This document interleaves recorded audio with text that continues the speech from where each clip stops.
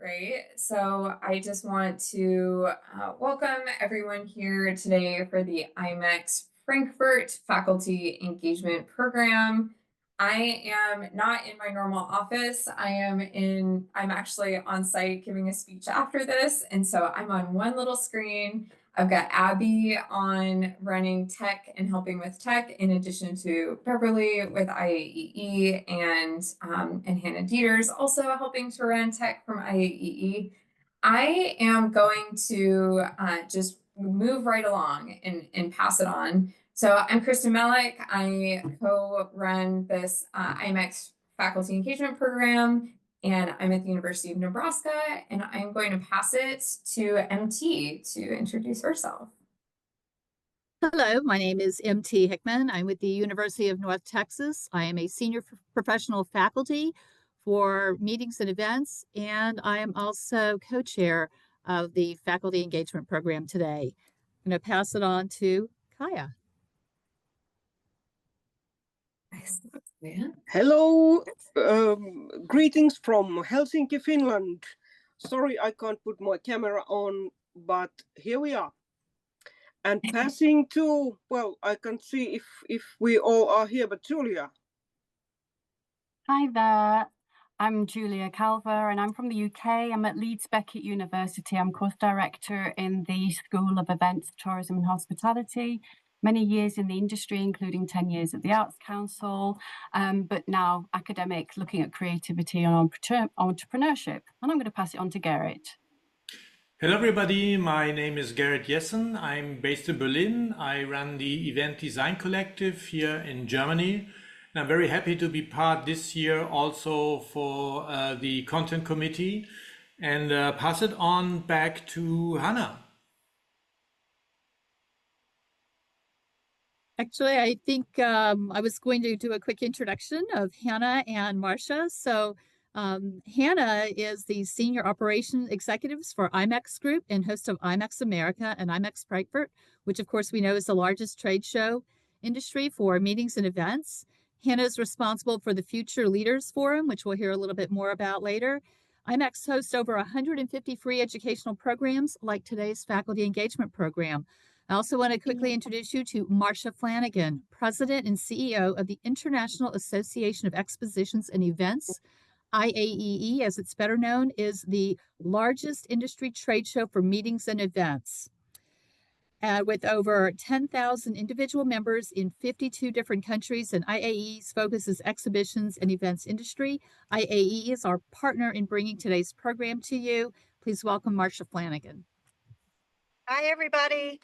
It's great to see so many friends and new friends. I am actually in a car. I'm not driving, but I am being driven to a golf tournament. My daughter is playing in today the national championship in the U.S. In golf. So I will be listening in all day, but I'd like to give a special thank you to both Kristen and MT for putting together a wonderful program, and to Beverly and Hannah for also taking part in supporting this. We are definitely 100% behind our faculty worldwide, and we could not have the workforce we have without your support. So thank you so much, and I hope you all have a great forum today. Hi, everyone. So I am Senior Operations Executive at IMEX. I know a lot of you will know me for managing the Future Leaders Forum, and I've spoken to a lot of you about bringing your students before. And as MT said, I'm going to be talking a little bit around next week's IMEX Frankfurt at the end, as well as IMEX America in October. So stick around if you're interested in bringing any of your students to either of the shows this year. And I'm now going to pass back to Gerrit, who is going to introduce our keynote speaker. Yes, thank you very much, Hannah. And off we go. I have gotten to know our keynote speaker, which is Niels Rumen, at the last Meeting Professionals International European Conference in Istanbul earlier this year. And he was having one of, at least that's what I thought, most interesting sessions of the conference that at least got stuck to my mind. And I think he's a great visionary when it comes to analyzing people and getting them to do what he wants them to do through playfulness, One thing that stuck to my mind from his session was he was telling a story that maybe Niels can elaborate a little about that later, but what it stuck to my mind is he did an experiment where he would incentivize people to walk up a stair, a flight of stairs, where on the top there was a large win that everybody aspired. And I don't know whether it was financial or not, but in order to go up the stair, for every stair, they had to answer a question. And these questions initially were very vague, like what is your age and where do you come from? And the higher they went up the stairs, the more intricate the questions got up one level. So it got up to the case where it said, please give me your bank account and please transfer me money. And that was really crazy because people did, because what he said is people were so incentivized and they didn't really at some stage care about giving me information. Just to reach the top and to win. So with that story, which stuck to my mind, with no further ado, ladies and gentlemen, Niels Rumen from Experience Experts in the Netherlands. Niels, I hand it over to you. Okay. Okay. Just checking. Can you wave as I'm talking to all of you? You have a double sound. People waving. That's great. So thank you, Gerrit, for inviting me. I still remember our meeting in Istanbul, which was quite fun. We had a lot of connections made there. We had a lot of fun with the audience, and we had a lot of fun going out in the evenings as well. So it was a great experience. So yeah, I'm staring at this big screen at this moment. I only see like 5 or 10 of you. So I like some of sort of interaction. So thumbs up, oh, boring, and stuff like that. If you give me that feedback, I know I can adjust my story so you get the most out of this. So we have about half an hour. And just to make sure, because I'm in the event industry, as are most of you, sometimes people expect there's going to be like slides or a PowerPoint or anything at the end of the keynote, which you can then read back. This one, there's no sheets. There's only stories. So behind me, which may look like a fake wall, are actually boxes that contain the memoirs of every experience that we organized for events. And I'll just share a couple of them with you. Now, the first question that you may have seen in the screen was, how can we turn events into adventures? And this may well be the reason why at least I and my team do the work we do. Because at this very moment, every one of you who's sitting on the other side of the ocean or is sitting on the other side of a screen gives me one of their most valuable possessions. You're giving me your time and your attention. Now, time is a precious thing because it slips through your fingers, and in the end of the journey, you will want to have more of that. So if you give me your time, probably you either trust the hosts or you may trust me a little bit. But on the other hand, for me, it means I have to be very cautious and careful because I don't want to waste your time. It's the most precious asset you have. So if you're in the event industry, every now and then you have big audiences coming in whom all trust you with their time. So there's like 100 or 1,000 people giving you 1 hour of their time. So actually you may get 1,000 hours of time every time you organize an event. So I believe that leaves a big responsibility for every event organizer out there. If people give you both their trust and their time, it's your moral ambition to turn it into the most beautiful, most unforgettable experience they've ever had. And that's our job. That's the work we do. So I hope you recognize that same feeling, that this is the core business of what we do in creating events, making the most precious time for the people who give us their heart, time, and attention. Are you with me on that? Ja, I see thumbs up. Oké, so just for the feedback.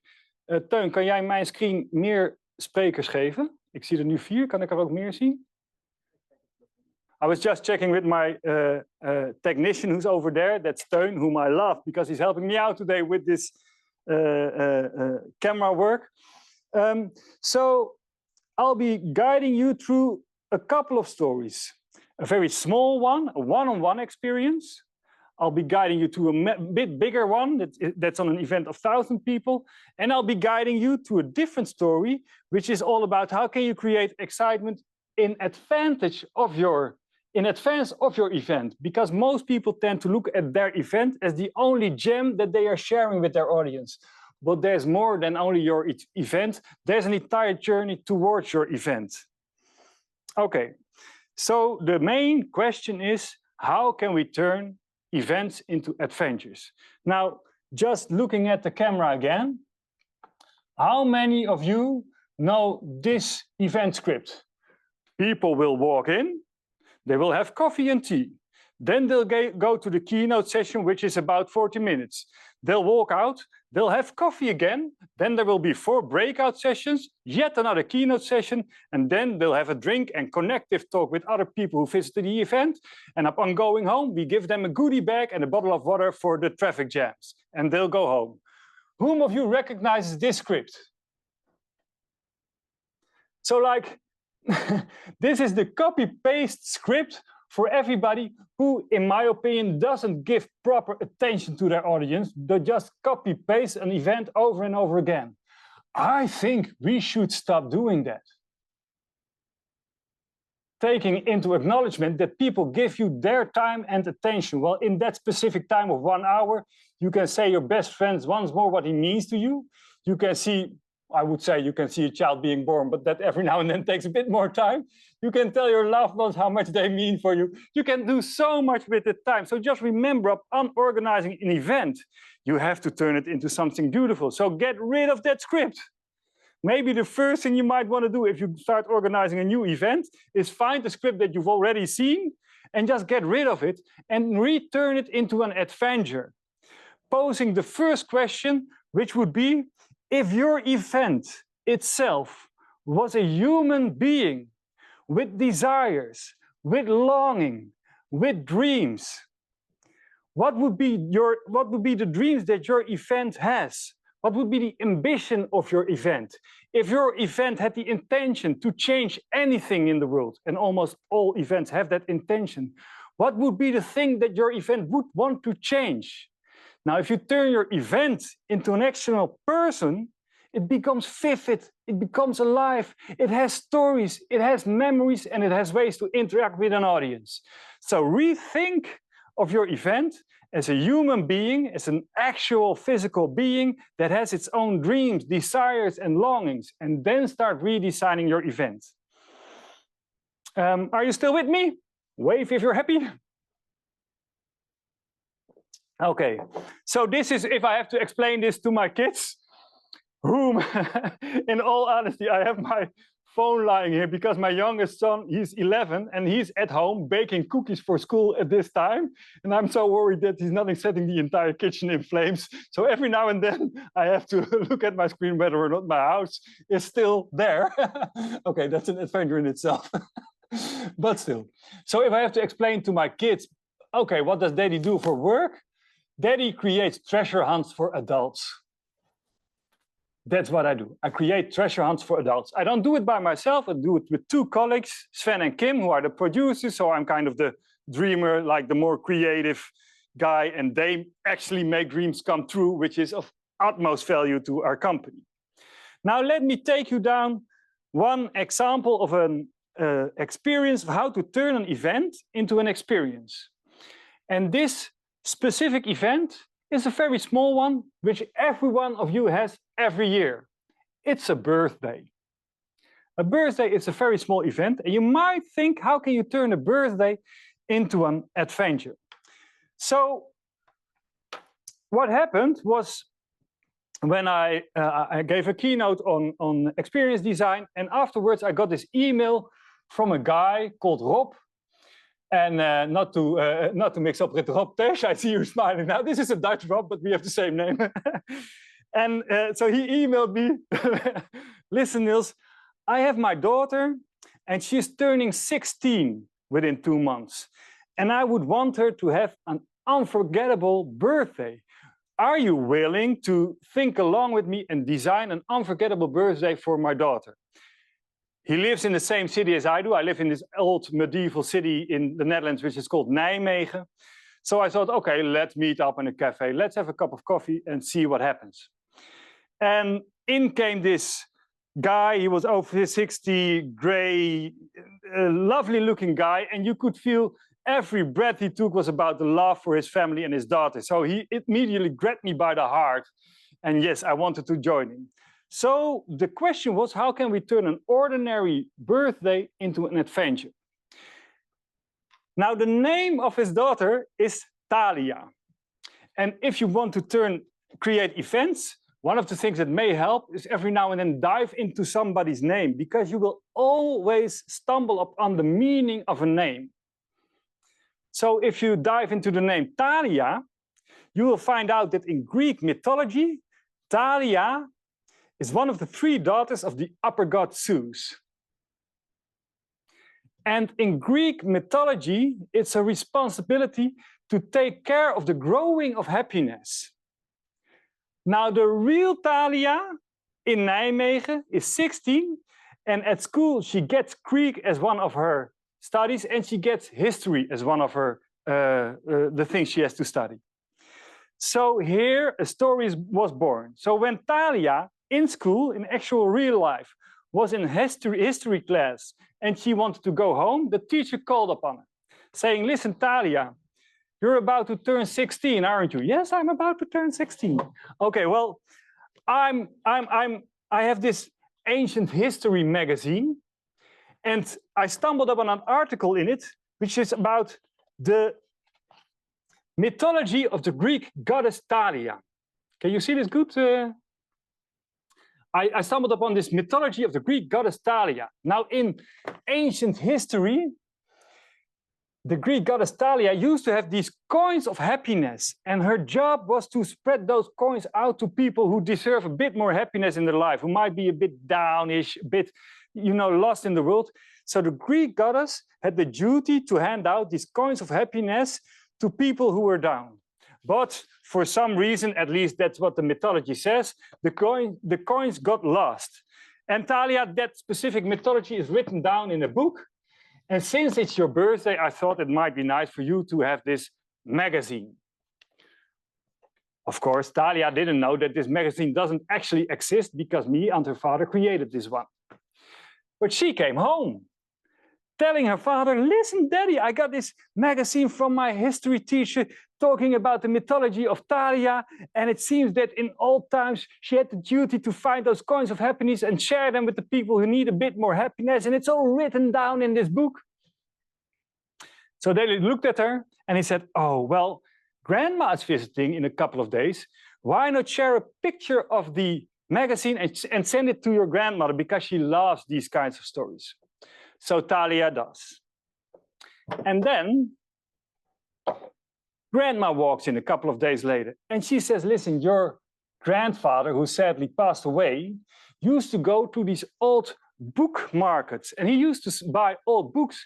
And when you sent me the picture of the magazine, there was a photo of a book in it. And for some reason, I recognized the book. So I went to our basement and I actually found the book that's been described in the magazine. So I thought, be it coincidence or be it fate, I might bring you that book. So Thalia, just before her own birthday, got this book from her grandmother. And upon opening it, an old paper fell out, which was a letter from the Greek goddess Thalia to this 15-year-old girl, saying that it's no coincidence that they finally reached each other just before her birthday, because upon going 16, there's an important duty lying on her shoulders, because Greek ancient Thalia has lost the coins of happiness. And it's up to this 15-year-old girl to retrieve the coins of happiness. So what happens here is that a story becomes an experience, because Thalia is now called upon to go on a quest in the city of Nijmegen. And the first night, she has to go to this old Roman graveyard. I told you we are a historic city, so we have a Roman graveyard. And there, in the dark, accompanied by her father, because he wouldn't let her go alone, she finds the first 3 coins of happiness. So she has 3 coins already. And the next day she goes to school.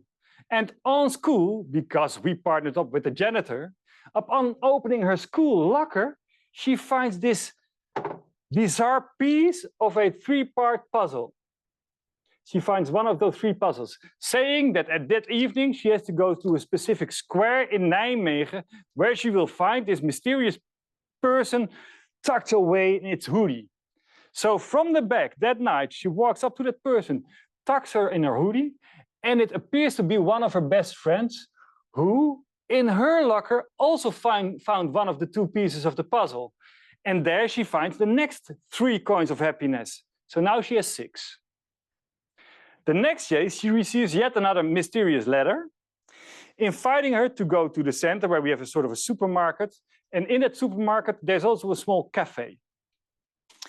And she gets the assignment to go to the cashier at the cafe and just say her name, I'm Thalia.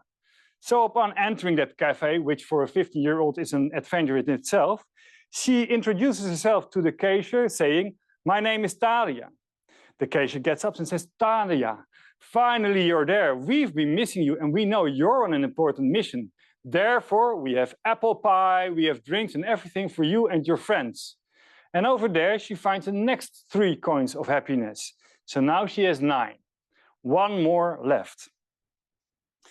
So the next day, she has to go to this specific kindergarten, because as we all know, a kindergarten is the place where happiness still flows free, because children don't have fears or anything yet. They can play freely.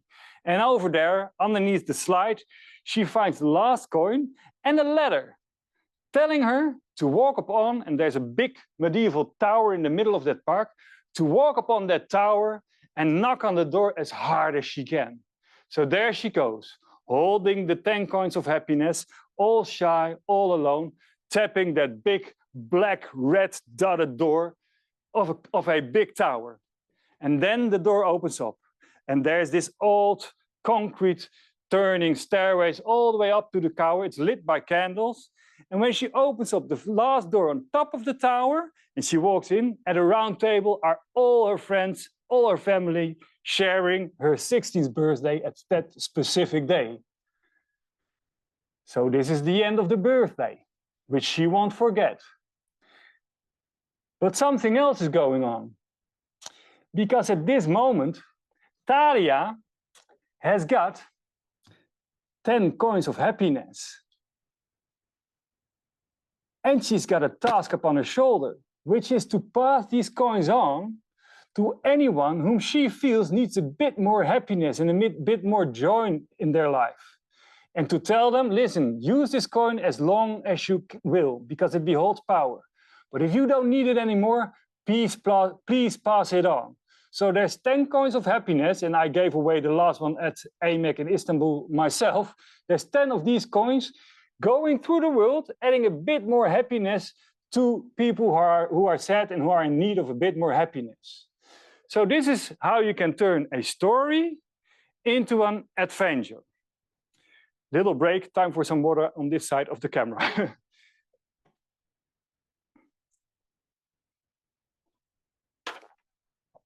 I'm not sure, Gerrit, if I'm messing up things, if there may be questions in the chat already. If you think like we want to pose questions already, I could check the screen. All good. Does it work, or am I messing up things? All good. All good. This is great because your daughter's name is Thalia, Francis. Are you serious? Who's Francis? She's called Thalia. Yes. Did you call out the name on purpose? Did you know the meaning of the name? I did. Yes, I looked it up. You did. Oh, it's so beautiful. Okay. Fabulous provocation, Niels. Okay.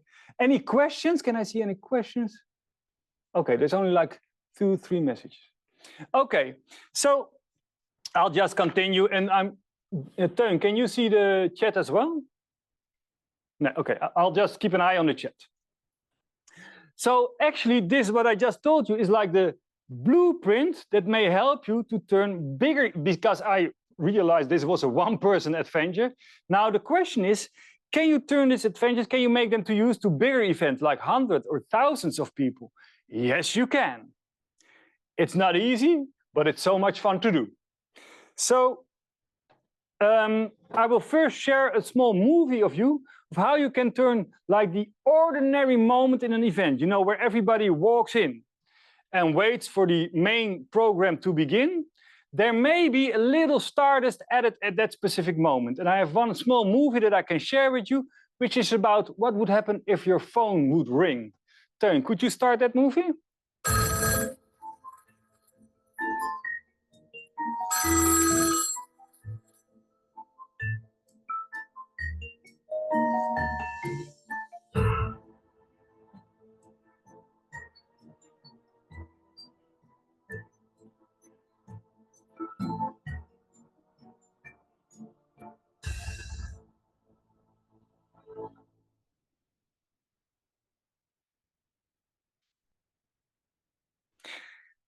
So this is just an ordinary walk-in at an event, 1,000 people visiting, but in the middle there's this mysteriously looking phone box.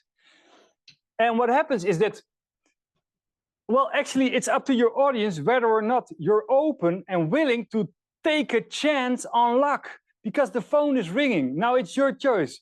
Do you or do you not pick up the phone? And from the 1,000 people that were there, 50 people actually answered the phone. And on the other side of the line was the organizer of the event, saying that this specific event was about curiosity in leadership. And since you picked up the phone, you are obviously more curious than the rest. Look around you, they're not holding a phone. So since you are more curious than the rest, why not join a specific lunch at during lunchtime and not just the main lunch? So these 50 people were honored with a special treat lunch, because one of the questions that's posed mostly at events is how can we create more connection between the audience? Now these people were taken backstage. They were set at 2-person tables. The question was, do you or do you not know the person in front of you? And as long as you did not know the person in front of you, you were allowed to take a table together. Now on a table in every restaurant, of course, there's a menu. Whereas most menus normally hold the food, this menu holds questions, and it's derived from a psychological research that's called the 36 questions to fall in love. These are 36 questions that if you pose them to one another, you'll get to know the other one on heart level instead of head level. So from the menu, you could pick questions to pose to the person in front of you whom you didn't know yet. You could ask them personal questions, and you could ask them for help, because people love helping one another, especially once they're more connected on a more personal level. So this lunch took only 20 minutes, and then people left for the main program back again. But I can assure you that these people took more out of connection and more out of amazement from the event than anyone else. So this is just a nudge of stardust that you can add to your ordinary event. So if you haven't thrown the script away yet, you might consider taking it back and just looking at every stage of your event and thinking, okay, where is magic missing? How can I add magic to the entry? How can I add magic to the keynote? How can I add magic, etc., etc.? I'll give you one last example, just checking how I'm doing in time. I guess I'm doing quite all right, which is very unusual for me, actually. Okay, so then I got an invitation, which was a couple of years ago. It was a cooperation with the car brand Jaguar and world famous DJ Armin van Buuren. Now, the assignment was, can you lure people to our secret event? You cannot tell them that Armin van Buuren is going to be the DJ. You cannot use an influencer branding agency or whatever. You have to tickle their true and genuine curiosity to come to the event. That's what you have to do. Can you do it? And my answer was, I have no idea. So let's give it a try. And they kind of gave me their trust, and we tried it with a team of beautiful people. So the goal was, can you get at least 25 influencers to a secret event where the surprise act will be Armin van Buuren? But we needed this specific mission of the event, the longing for the person. If the event was a person, what would be his desire? Now, the desire of this event, which was also in the brand of Jaguar, was life is about creating moments that feed your soul. Life is about creating moments that feed your soul. Now, this is pure gold if you want to create events. So we took that as a high concept for the event that we were creating. And then the first thing was that we had to tickle the curiosity of influencers from the Netherlands. Now, how do you tickle their curiosity? Well, one thing, Teun, are you ready? Is that it might help if they got this like slight personal note from Armin van Buuren himself. Let me show you a small movie on that one. Hi Teun, ik weet niet wat er precies aan de hand is. Het is best wel vaag, maar ik heb net best wel een bijzondere brief gekregen. En de inhoud van die brief, dat triggert mij wel. Er staat in dat er iets groots gaat gebeuren. En nou, nu denk je misschien waarom ik je op deze manier benader, maar het is best wel bizar. In de brief staat onder andere dat ik niks mag delen op mijn eigen social media. En mogen dus blijkbaar niet zoveel mensen van afweten. Waarom weet ik eigenlijk niet, maar het is een beetje vaag, maar de brief raakt me wel. En ik wil je de brief wel doorsturen. Als je dat wil, stuur dan op mijn direct message op dit account. Niet via WhatsApp of op een andere manier, maar via dit account. Het staat ook heel specifiek in de brief.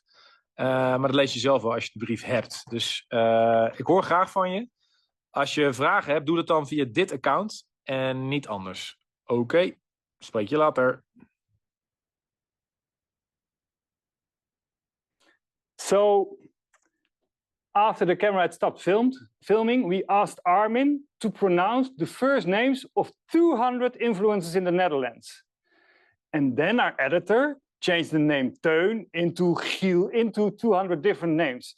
So everybody would get a personal invitation on their Instagram account by Armin van Buuren that there's something on his way. He doesn't know exactly what, but if you want to know more, you have to join a specific Instagram account. Within one day, people started responding because they were curious. The next thing we had to ask them is there a specific postal address that we can send messages to? And we got the addresses. Not everyone was that keen. Some people said, I'm not going to join this. God knows what's going to happen to me. Most of them, however, joined. And these people received letters. And I'm just going to share a couple of those letters to you. Because what we did was we created a story. We created the story of a guy called Djembe. And Djembe is this like 60-year-old man who used to live in the high jet set in London, but he kind of felt that the world was turning the wrong way, and a bit disillusioned, he moved to Ibiza and he started this small cafe on the beach over there, thinking, okay, let's forget about saving the world. It's never going to work. But then on Ibiza, he saw Armin perform. And he realized, oh, in order to turn the world in the right direction, we don't have to address the head, we have to address the heart, and we have to literally make people move. And Armin seems to be one of the people who can do that. So he sent a letter to Armin saying, Armin, since I saw you perform, I have a little bit of hope that we can turn the world into the right direction, but you have to help me. And that's when Armin joined in. Now, Djembe sent 5 letters to people at home. And I'm not going to read them all out because it's going to take too much time, but I'll just quickly go through them. So if you were to join this experience, in your home address, you would start receiving these mysterious envelopes. And this one is the one that came from Anthony. And Anthony is a guy in his 50s who's kind of given up on life. You could call it the midlife crisis. And he started looking for direction in his own life. And he ended up in this old ruins on Delphi, where the old Romans went whenever they needed advice. And there he found a specific stone which said, in life, you have to stay true to yourself. And it made him realize, in what way do I stay true to myself? So he went down to a market and he bought this little Can you see this? Now you can, this little capsule, and in that there's a little paper on which he made one specific promise to himself. What principle of life to yourself do you swear truth to? So for instance, I have one myself. If my family needs me, I'll be there. That's on mine. So that was the first letter. The second letter is about this guy, this is a young guy, a DJ, who kind of ran into his own burnout. He ate up all of his energy, and he ends up with this old, let's say, Indian tribe leader.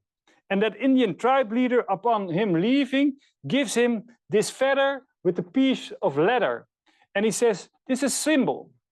Because in Indian culture, we have this saying that whenever somebody travels by horse, he has to spend the night at a campfire in order to allow his soul to keep up with the pace.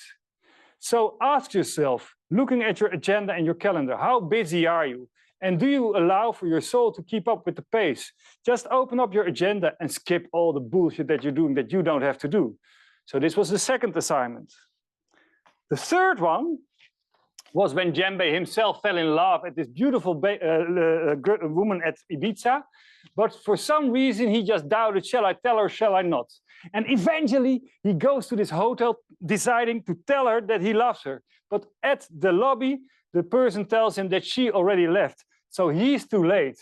And in utter confusion, he starts traveling the world, eventually ending up in Nepal. And there, has any one of you been in Nepal? Okay, now I'm not sure, I can't see. So in Nepal, you have these flags lying from the old temples, holding the old prayers. But next to him, there comes a Buddhist monk, and he says, listen, it's not only old prayers, because if you look at those white flags, you find room for your own thoughts to be captured by the wind and shared with the world, which is kind of a metaphor for knowing that people every now and then are scared to share their true feelings with the world. Why not write them down on one of these flags and share them with the world anyway? So people were asked to write down those messages. The last letter they received was a letter of a friend of Djembe, who is now with the Eskimo people. And they have this old ritual before they go on the hunt to drink. And then at night, when they drink together with their friends before they leave on the journey, they peel off the paper of the bottle. And on the inside of the paper, they write how much they mean to the other one, how much the other one means to them. And then they exchange the bottles, so I can carry you on my heart during the hunt, and you can carry me on your heart as long as I'm still there. So all these people were asked to write down that message. Then the last thing they got was a map that invited them to a specific location. Now here comes the fun part. Has anyone, and now I have to look, has anyone of you ever heard of the 5 regrets of the dying? Please show me your hands. Okay, check this out. You really have to check out the 5 regrets of the dying. So there was this nurse in Australia who asked people on the verge of dying, looking back at your life, what do you regret? I wish I'd stayed more true to myself. I wish I'd taken the time for the things that are of real importance. I wish I'd had the courage to speak out my true feelings. I wish I told my dear ones how much they mean to me. And these are the 4 letters that they've already received, prompting them to create more beautiful moments in their life, creating moments that feed your soul. The 5th is, I would want that I'd chosen happiness above anything else more in my life. Now, dear audience, since you're all here, we're not sure what makes you happy, but we guess having Armin starting off a party right now might well be a good start. So here's Armin van Buren. And that's where we started playing. I'm all sweaty because I still love this story. I'm sorry about that. So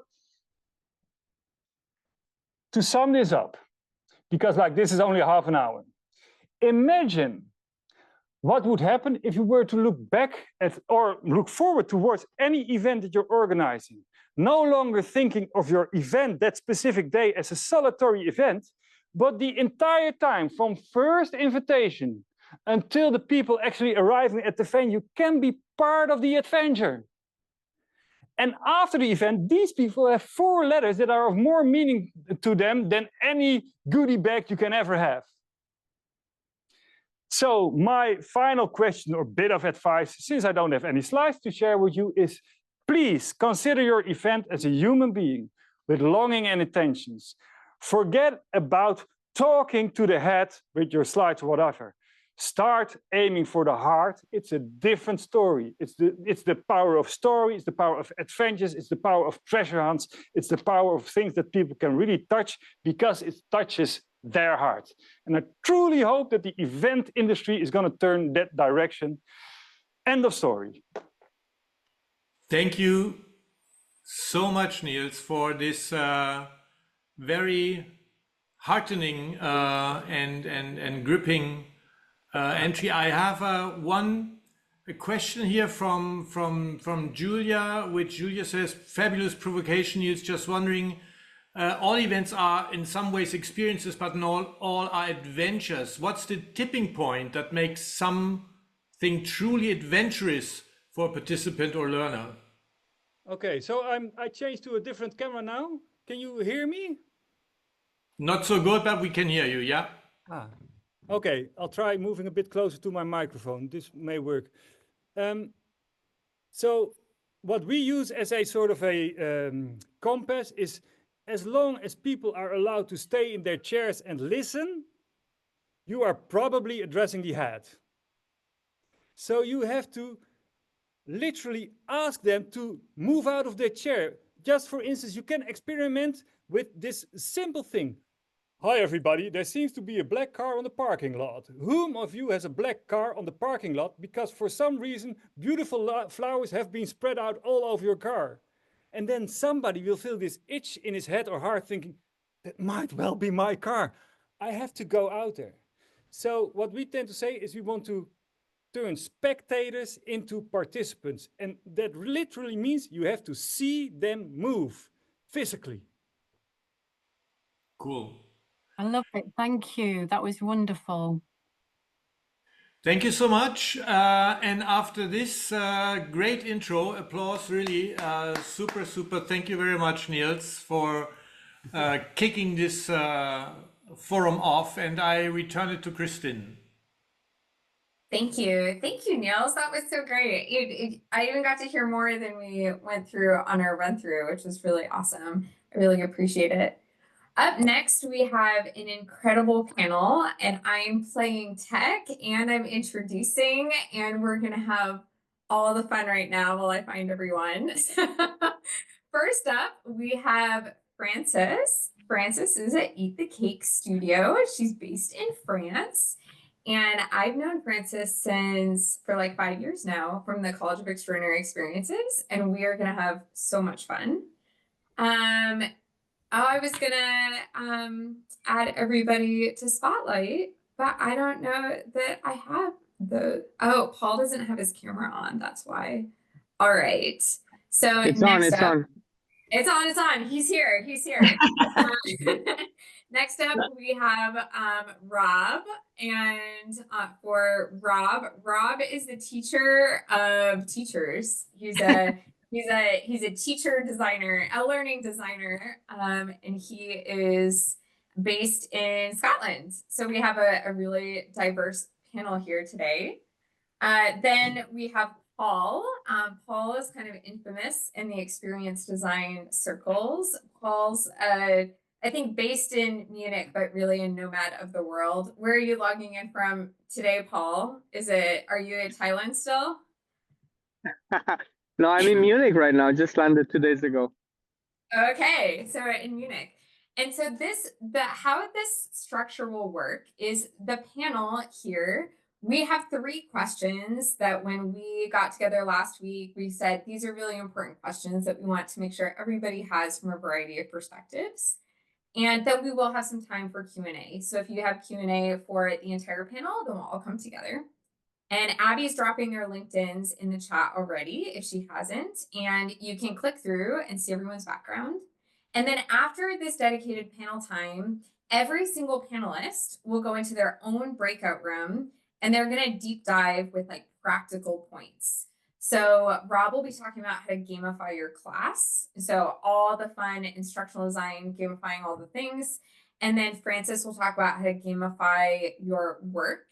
And Frances has a really fascinating history and background, which I'll also let her share about. But her husband is actually like the founder of a university, like a college, and she helps gamify like the faculty and the colleagues and the experience from that like boring admin side, like I like to say. So Frances has a really fascinating history there. Imagine like academic married to experienced designer, right? And then Paul here is going to talk about gamifying your life and all the things that that means. And so I'm really excited about jumping into those deep dives. So the first question for the panel today is a little controversial, and it's one that we don't necessarily, some people are very for, some people are very against, and just by that introduction, everyone probably knows that it's going to be AI related. So when you think of artificial intelligence or large language models, LLMs, when you think about this concept, AI or LLM, and gamification in the same sentence, what pops up for you, right? Is that pros, cons, advantages, disadvantages? What does that look like? And I'm going to start first with Paul.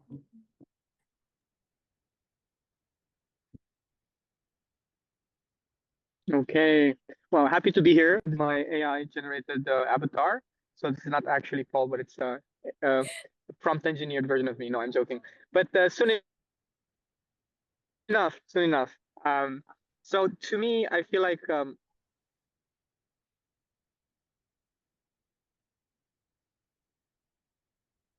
Paul, you're a little glitchy, just so you know, with your internet.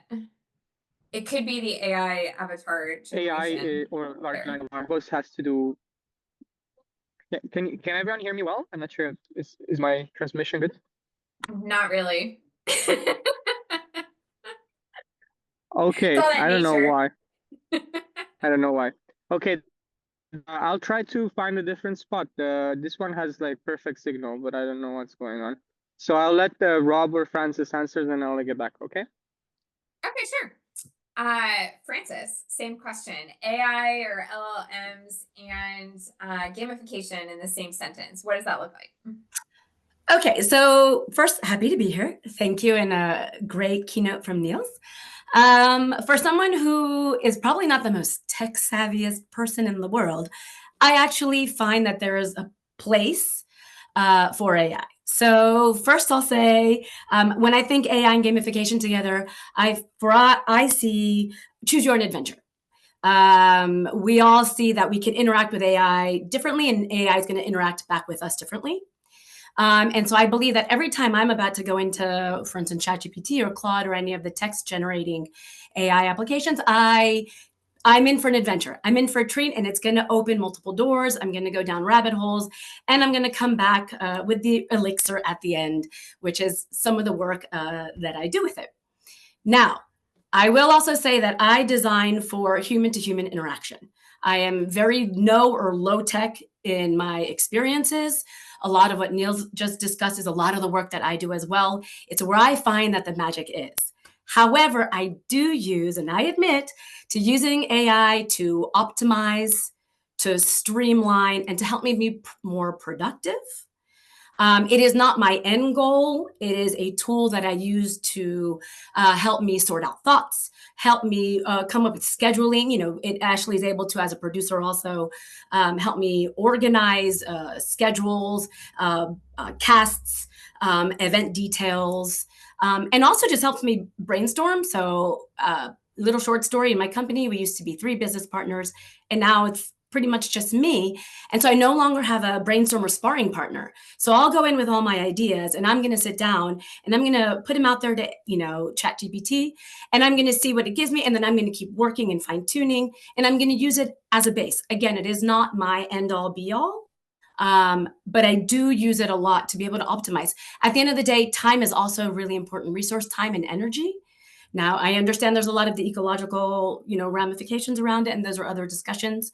But time and energy, each of us has our own big resource, which is time and energy. And so in order to be able to create amazing things and extraordinary things for people, I also need to be able to manage my time and energy. So I do use it a lot for that as well. So quite a few pros. There are definitely some cons, but I do believe in using it to be able to further advance my work. Thank you. And I know we're going to get to some of the challenges here in a bit as well. Let's check Paul. Paul, you're muted right now. So let's see if it Yeah, pops on. I think now There we you should be go. fine. Okay, so thank you for sharing, Francis. AI for me is very good at logos, so logic, everything that has to do with logic and storing a lot of information, like big data in one head, which I feel like it's a very great tool to use for logos. However, when it comes to mythos, or Maslow called it primary creativity versus secondary creativity, I feel like AI is failing and cannot generate original thought unless it's being fed into, and it can just make a remix of a remix of a remix of a remix.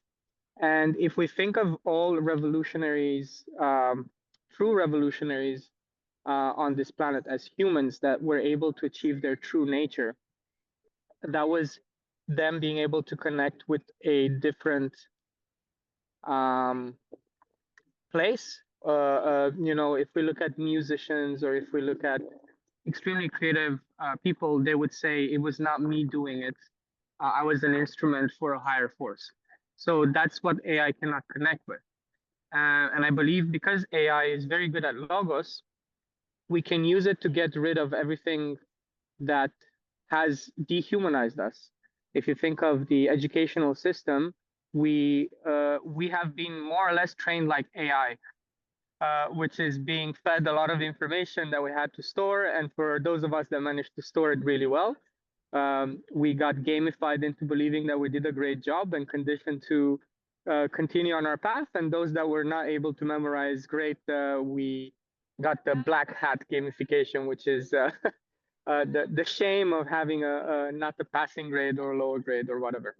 However, there's still amazing mythos-related activities within the educational systems, but they're not that emphasized. So I feel like right now we're at a great cusp of changing from a logos-based education and a logos-based society more towards a mythos-based society. And I feel like we can use AI for everything that dehumanized us, which is learning a lot of information, and help us connect more to our human. And to give a quote from David Abram, who's an eco-philosopher, he said, we are only human in relationship with everything that is not human. So that is all the other species that we have ignored in our push towards creating a logos-based society. So I feel like now it's a great time for us to connect to self and then also other species. Thank you. Love that, Paul. I always get chills, right? People are already in the chat. I know you're on your phone. People in the chat, like, please continue this. Sing it from the mountaintops. Paul, yes, like you're speaking it. I mean, Rob, you have to follow that, and that's okay because your answer is beautiful. I always love how we talk about if your students are cheating on exams, redesign your exams. Use AI to redesign your exams. Don't do exams, right? What does that look like? So Rob, when you see AI and gamification in the same sentence, what pops up for you? Yeah, I find myself in the weird position of disagreeing even slightly with Francis, which normally never happens because Francis and I are like besties in many ways. So like I really sympathize with the attraction of large language models as like an accessibility tool, like a workflow tool. I don't like it for that purpose, but I know that a lot, depending on what people find easy and what people find difficult, for some people it's incredibly helpful. So I have a lot of time and sympathy for that. And more generally, you know, working with educators, I can see the attraction of large language models making one's life easier in many ways.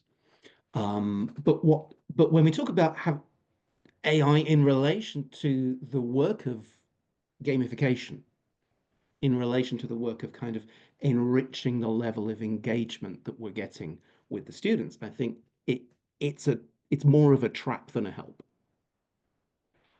Because what I see happening, for example, is people using large language models to brainstorm ideas, people using large language models to sketch out lesson plans, people using large language models, of course, to write assignments. We all know that as educators.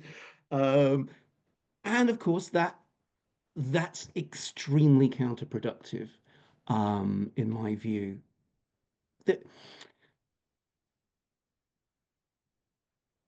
First of all, from the perspective of an educator, the large language model doesn't know your students the way you do. If you ask a large language model for 10 ideas, it's going to give you 10 bad ideas. It's much like Googling, actually. You know, this is the story of my life as a language teacher way back before this was a thing. I would Google 10 ideas for how to teach whatever it was I was teaching, and I'd Google it, and then the first 10 results would be terrible. And of course, in the process of reading those terrible ideas, I might think, okay, but why is this terrible? I know why. It's because I need to do X, Y, Z. And then I come up with my own idea. But honestly, it would have been faster just not to bother Googling and have a coffee and then brainstorm it myself. And in the process of doing that, also, I'm engaging my own faculties and my own intelligence and my own understanding of the students and the situation, what's going on in the classroom. And the result is not only going to be a much better output, but it's also going in the process is going to deepen my understanding of those things. As they say, the journey is half the point. It's not just about getting a lesson plan. It's also about the process of getting a lesson plan. And if we try to shortcut that, we're thinning our own skill set. So yeah, I'm big on accessibility tools, and AI reminds me a bit of text to speech, because I remember using computers in the days when text to speech was just not a thing, and if you wanted to read something, you had to physically read it with your eyes. I love text to speech. It's so practical. I can walk the dogs and read something. That's great. And I can see large language models working in a similar way. They have their place, especially if the environmental impact is less extreme than it seems to be at the moment. But as regards generating content for gamification, I don't see the use of it. I don't see the added value. I'd rather do that myself. I love that. I love it because Garrett and I were talking about this panel and he was like, we have to have disagreement. And I was like, oh, we're going to have disagreement. It's AI. There's always disagreement when it comes to AI. So to kind of summarize what the three amazing things before moving on to the second question, AI and large language models are really great at pushing us forward to what actually matters. To take Paul's words, we find ourselves in a generation that doesn't need to store information, just imprint it on our brain, but to actually redesign kind of what education looks like and what we need to create for future generations. Now, how we do that is obviously a matter of discussion, and everybody will have our own ways about it. So knowing everything that you three know about gamification, you are all professionals. You all do this on the daily in different contexts, in educational settings, non-educational settings, in books, in life, and work. What do you believe, in your opinion, are the main challenges? Okay, so we're going to focus on challenges here. And then in the next question, we'll get to, the recommendations and things to look into. So why don't we start with Frances for this one? Sure. I wish we had more time because there's a lot of things I'd love to challenge Rob on. But we'll do this next time at the college, this in a few months. But great points. Thank you, Rob and Paul. So while there are a lot of advantages, there are still quite a bit of challenges in gamification. I think the main one overall is, what does it just mean? I think gamification, experience design, immersive is really my main area of expertise. We all come to it with a certain understanding of what it means and our lived life of experiences to then approach it. So there is no baseline understanding except for certain things and certain mechanisms, like you're going to say gamification, and some people are going to automatically go to a points-based system. where we can play games that don't necessarily work on points. Maybe they're cooperative games, co-created games that don't necessarily need you to go competition, you know, or that it's going to be based on your points and how well you're going to score. I think that's one of the biggest issues when you discuss gamification is people are like, well, how am I going to put a leaderboard in? But, you know, how many times do we play for points? Can we not play to cooperate and learn from each other to accomplish, you know, a shared communal achievement? I do also think that, and I also I design for, and I really prefer when it's community over competition. It's also why I'm not a big fan of awards. You know, some of the work I do, the big annual immersive industry event in France, a couple of years ago, they started talking about giving out awards. And I said, well, first of all, we're in an era of trying to unify a community and build a shared common language amongst what is immersive. So why are we now going to start separating and distinguishing who's better than the others?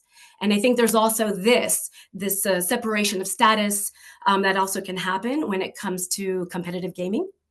Not that it doesn't have a place, I just also believe that there's also a place and the understanding that gamification can also mean cooperative play. I also think there's a challenge in onboarding. What does it mean? How do we get people involved? How do we get people to understand what we're trying to accomplish? Gamification, experience design, immersive. How do we let people know that they're stepping into this world and that these are the new rules of engagement? Later on, I think Paul's going to mention the magic circle. How do we let people know to enter and what does this world now look like? A couple of other things are we don't all play the same way. So I think there's a lot of often a one size fits all when it comes to gamification. And we don't approach life the same way. We all have, you know, we're all different. So there's often a lack of understanding of how to design for our differences. And then the biggest one is either there's a lack of budget for it, or they don't see the client isn't going to see the need to implement it early on. So then they tack it on at the end, but then it's just adding gamification or experience design for just to say that it's there with no real purpose in creating engagement, connection, community, and anything else, you know, lessons, understanding, you know, knowledge sharing that is possible. And my last point will be that the misunderstanding that games or ludic activities are not serious and can't teach. And I think that's also the biggest one. It's, well, why play? Play is for kids. Well, kids learn amazingly. It's us, the adults, that have a hard time learning new things. So it was quite a bit of an array, but those are the big ones on my mind. I love that, Frances. When we talk about, well, that's experience design, and I'm a teacher and I have a class, and I'm always saying, what are you doing the first day of the semester? Are you doing syllabus? Are you going over your Canvas or your Blackboard or whatever? Or are you setting the tone for the entire term? Are you, you know, scratch out what everybody else is doing, show that you're different. Depending on the class, I do so many different things on that first day to really set a different tone. This class is different. The grading's different. The environment's different. I love that you mentioned that. All right, Rob, we're going to squish you in the middle this time. So what do you think are the challenges that you're seeing? Well, I'd like to revert to my normal state of agreeing with Frances 100% of the time. But maybe I can add some things to what she's already mentioned. I just picking up on this theme of what people mean by gamification. Yeah, as Frances was saying, you know, you can get the sort of Candy Crush Saga style of gamification where it's, you know, tricks to get people to push the button to progress to the next level. Not because it's intrinsically rewarding or beneficial to them in any way whatsoever, but just because it lets you sell more advertising, you know, and there's a kind of quick hit of dopamine that keeps you coming back for more, but actually gradually it makes you feel more and more empty inside. Sometimes that's what gamification looks like. But when and I think most of us try to do gamification, we're not aiming for that. We're aiming for an enrichment and a deepening of the engagement that our participants have with what's happening in the room, and very much the kind of thing that Niels was talking about earlier. And you know, the idea that games are, among other things, often or usually about interacting with other people, whether competitively or very often collaboratively. You know, I mean, a game can be Tetris, but then also a live role-playing game can be a game. And those are very, very different activities. When I think about gamification, I'm more on the live role-play end and the Tetris end, to be honest. And the first thing I want to do when I'm trying to gamify my experiences is get people interacting with each other. Much as Niels described in the event with the phone and people sitting down and asking each other questions to get to know each other better. Like that sounds like one of my language classes, you know, that's the kind of thing we're trying to do. And again, you know, this comes back to like the question of whether large language models have a place in that. Maybe they could, but you know, what we're all trying to do, I think, is get human beings talking to each other. And I think that can be a point of confusion sometimes. Can I also just pick up on the question that came up on chat? Because I have a fun answer to this one, and it kind of ties in with this. All right, yes. Yeah, very briefly. About wanting someone to talk to. I think we often underestimate how willing our colleagues are to have a quick chat, and how much it benefits them to have those conversations. And most of the best things I've learned about teaching have been from quick chats with colleagues. It can be a really valuable interaction to have someone come up and ask, hey, what do you think of this? I want to do that. Even when I'm quite busy, I can nearly always spare 3 minutes for a little one-to-one. But have you heard of the rubber duckies that programmers use in software engineering, the rubber ducky phenomenon? I'm seeing blank faces. Basically, these days, it's really a thing. A lot of software engineers keep a rubber duck on their desk, you know, the kind you use in the bath. And if they have a problem with their code, they explain it to the duck.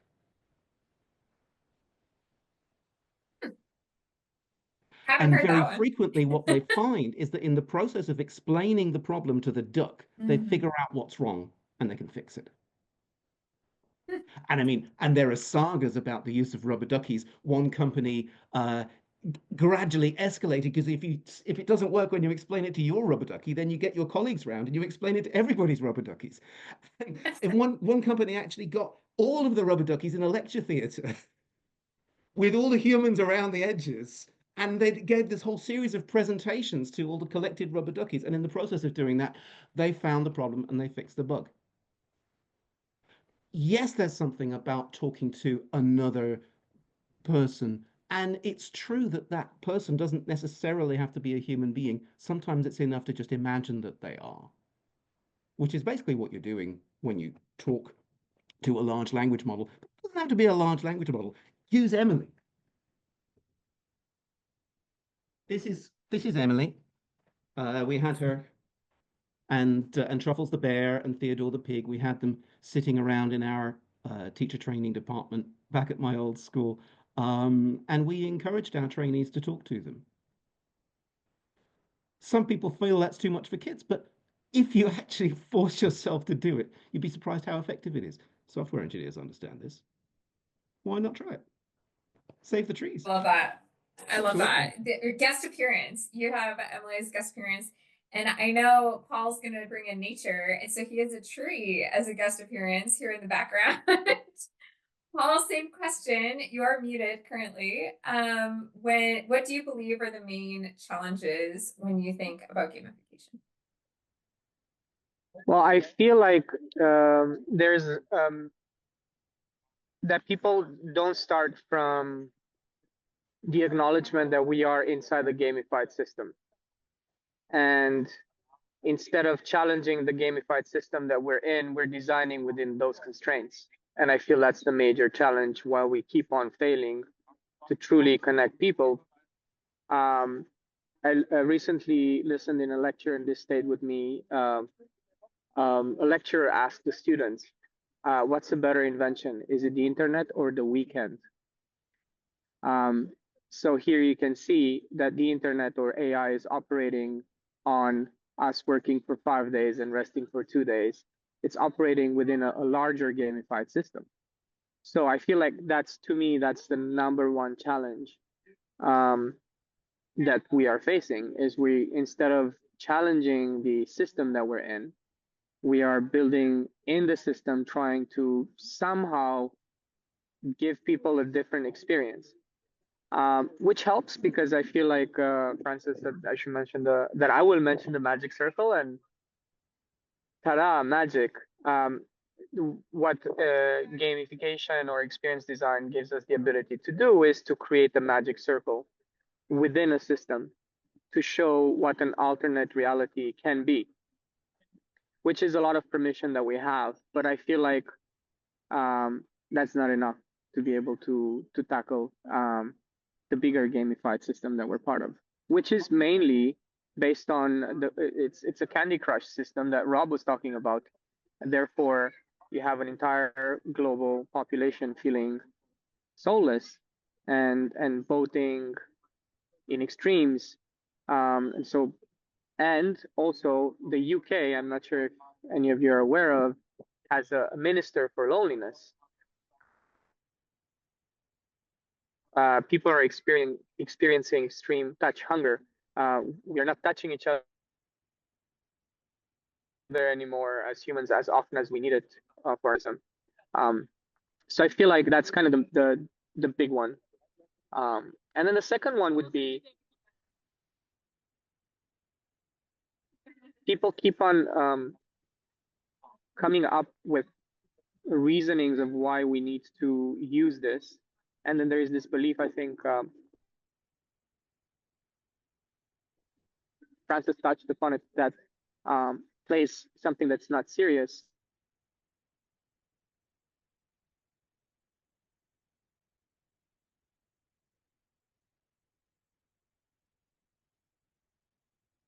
I feel like the challenge that we have is we don't have, I'm not sure if you can still hear me. I don't know why. My connection good? In and out. Yep. In and out. We got here, so. Okay. Yeah, so I feel like we need to recognize that play is a natural state for humans.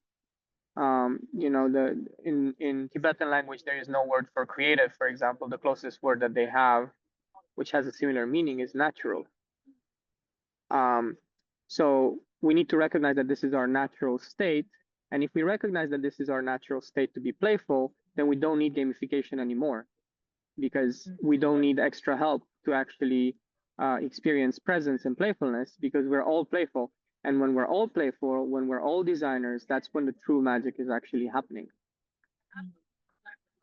Yeah, absolutely. When I listen to you, I'm just like so calm. You have such a calming, such a calming presence. Like very, very natural. All right. So I have tasked Abby, who's on this call, who many know, that for the next question, the speakers are going to give references or resources. And Abby's going to look them up as fast as she can. And she's going to try to drop a link in the chat so everyone can click through. So we're going to have a big cheer and round of applause for Abby, because we don't know what they're going to say. But the answer, the question is, what is, you know, we have one round of questions, then we're going into breakouts. So as we're here as a panel together, what is the one thing that you want every single person on this call to know? Is there resources to look into further, ways for people to deep dive? You know, this opened up some curiosity, piqued some interest. Where are you sending them now? Rob, what do we got? What's the one thing you want everyone to know? And then resources, right? Okay, so I wonder how many other people on this call would think of themselves in education as social constructionists. I'm a social constructionist, which is to say that I think that learning happens through interpersonal interaction. That's certainly especially true in language learning, which is my background, but I think it's true in many, many fields, that we learn by talking to other people and then interacting with them and thinking about that process.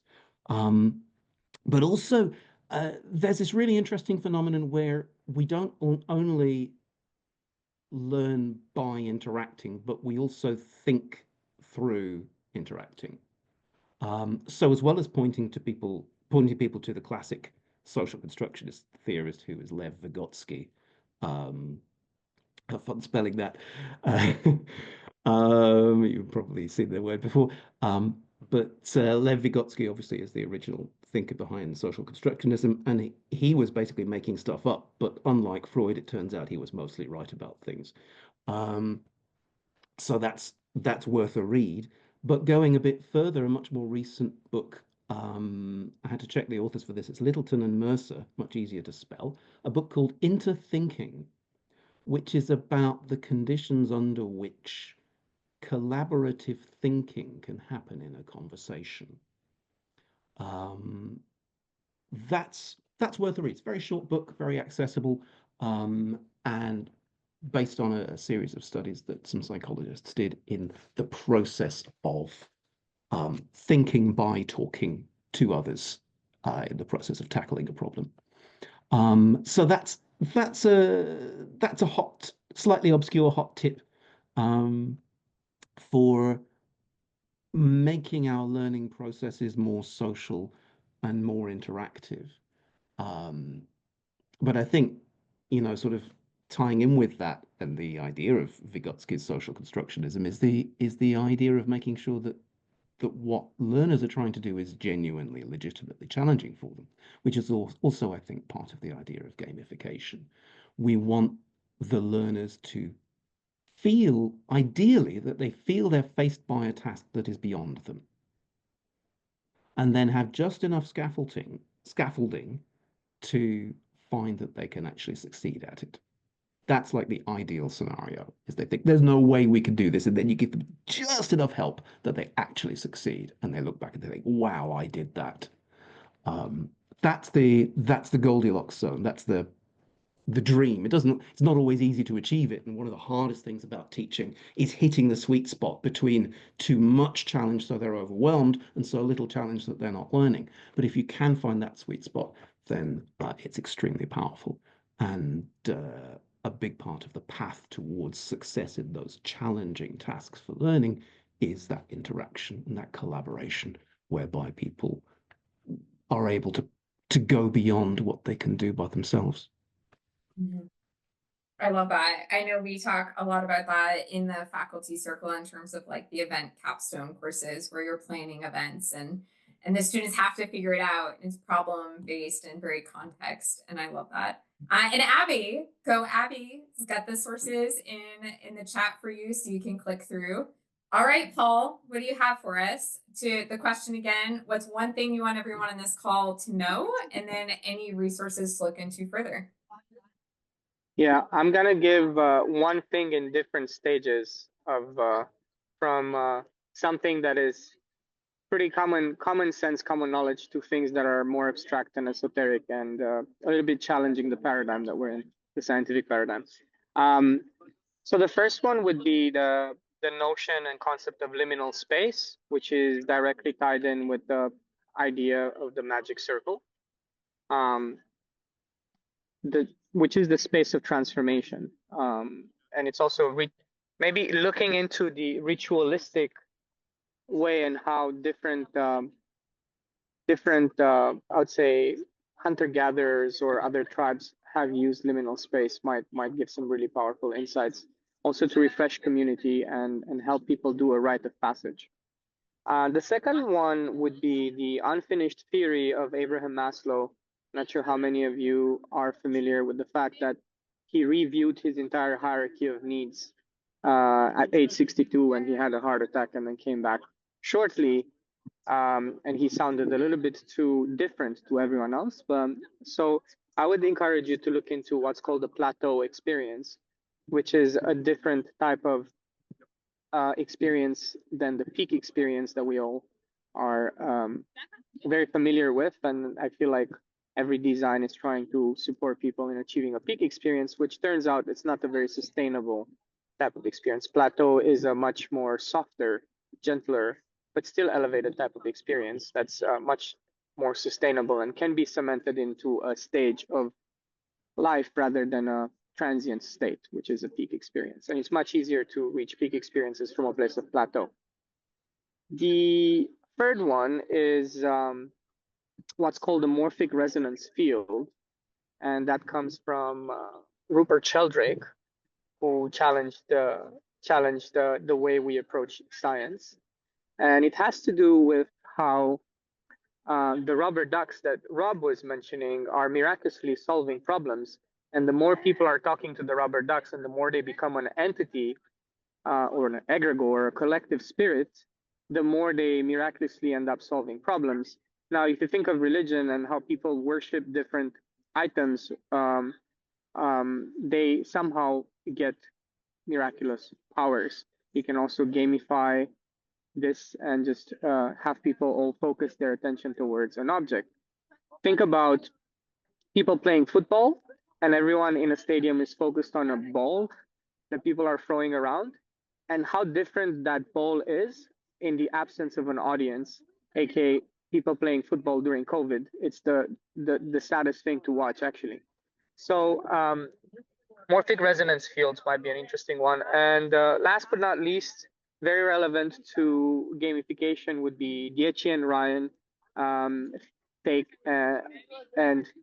and theory and work on intrinsic versus extrinsic motivation and how extrinsically focused systems actually kill intrinsic motivation for good. Thank you. I even got some more things. I'm making notes myself.